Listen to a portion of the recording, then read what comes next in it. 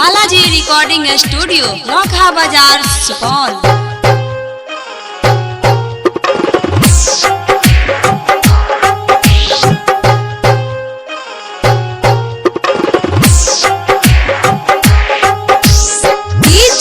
सोनू कुशवाहा कहाँ बाजार मोतिहारी।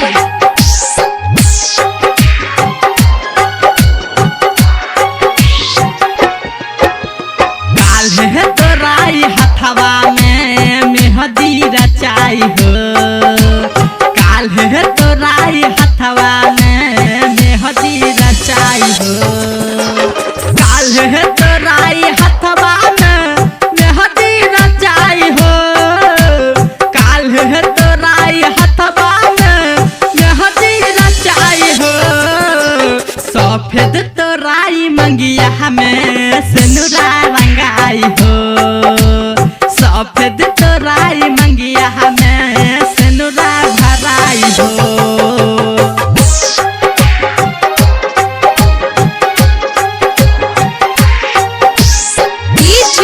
सोनू कुशवाहा कहाँ बाजार मोतिहारी।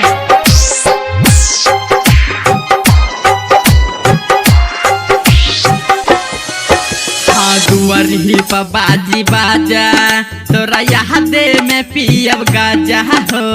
भइल कवन गलती हमसे देहलू वैसन साजा हो। दुआरी पर बाजी बाजा हो तोरा यादे में पियब गाजा हो। भइल कवन गलती हमसे देहलू वैसन साजा हो।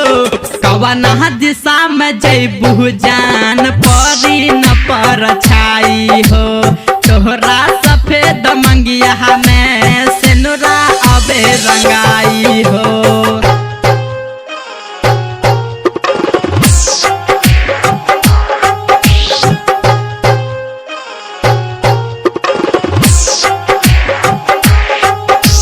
बालाजी रिकॉर्डिंग स्टूडियो नौखा बाजार कहाँ बाजार मोतिहारी।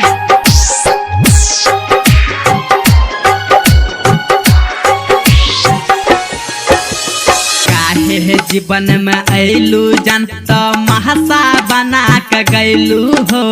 जाए के जब रहे तो दिलबा काहे लगैलू हो।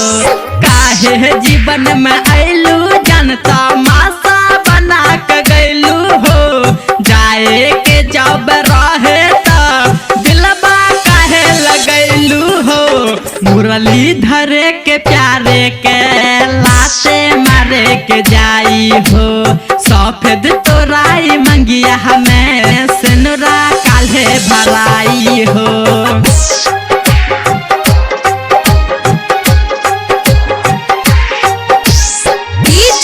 सोनू कुशवाहा कहाँ बाजार मोतिहारी।